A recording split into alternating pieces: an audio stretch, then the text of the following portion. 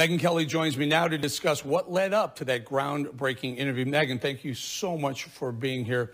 You know, I watched that. That was a very gutsy move to ask her specifically what happened. Tell us a little about what went behind that question.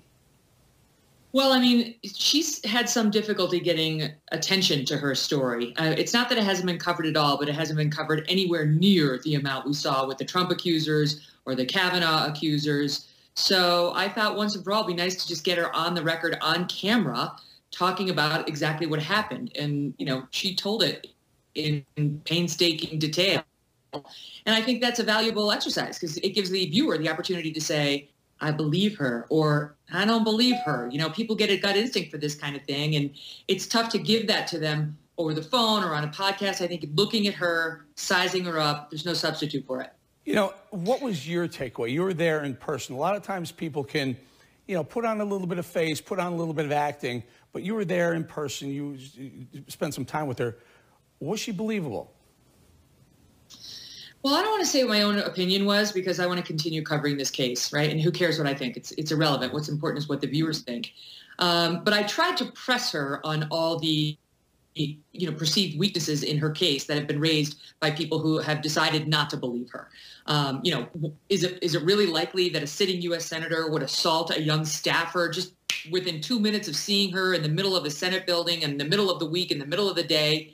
And she answers all of that to people who think he's just a kind, jovial guy and he's not capable of this kind of callousness. What do you say to them? She's got answers for all of it.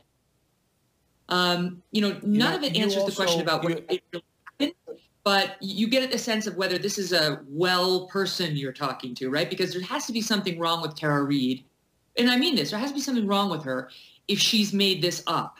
My own belief is that she has very good evidence. She did tell at least 2 people about the alleged assault at or around the time that it happened. And I've spoken with her best witness, who she claims she told right after. That's the one we called Karen in the interview. That woman's a working professional. She's very credible. She talks about it with authority. I think there's a very strong case that Tara told her friend Karen all these same details 30 years ago, that Karen heard the same story about the assault. But that doesn't answer whether it in fact happened.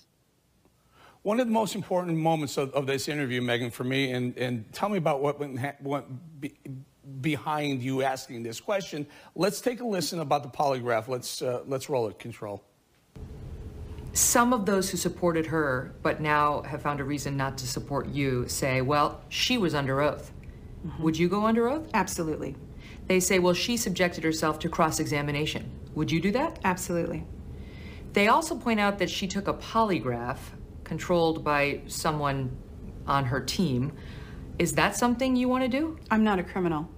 Joe Biden should take the polygraph. So, I mean, this is something that you could use to play devil's advocate and argue what Joe Biden's team would say. This is something you could use to say this is evidence potentially of deception. Because I'll just give you an example that the truth sort of detectives would give you. If I say to you, Eric, did you rob the Citibank this morning at 10 a.m. on 53rd and Lex? You would say, no. And I would say, would you take a polygraph? And you'd say, sure. And that would be pretty much the end of the discussion. And so in deception detection, expertise and classes and so on, they'll tell you that anybody, because if you listen to the full answer, and you can see it on my YouTube channel, she goes on to say polygraphs aren't admissible in court. And what kind of setup are we going for if we're going to ask victims of sexual assault to take polygraphs? I'm not a criminal. He's the criminal, so on and so forth. If you sort of attack the question or attack the premise of the question, that can be a sign of deception. I'm not saying it necessarily was here. I'm just saying, like, there's stuff in the interview for both sides. And I would say her answer to that question, while it sounded like a spike the ball moment, like boom, might actually not have been that great for her.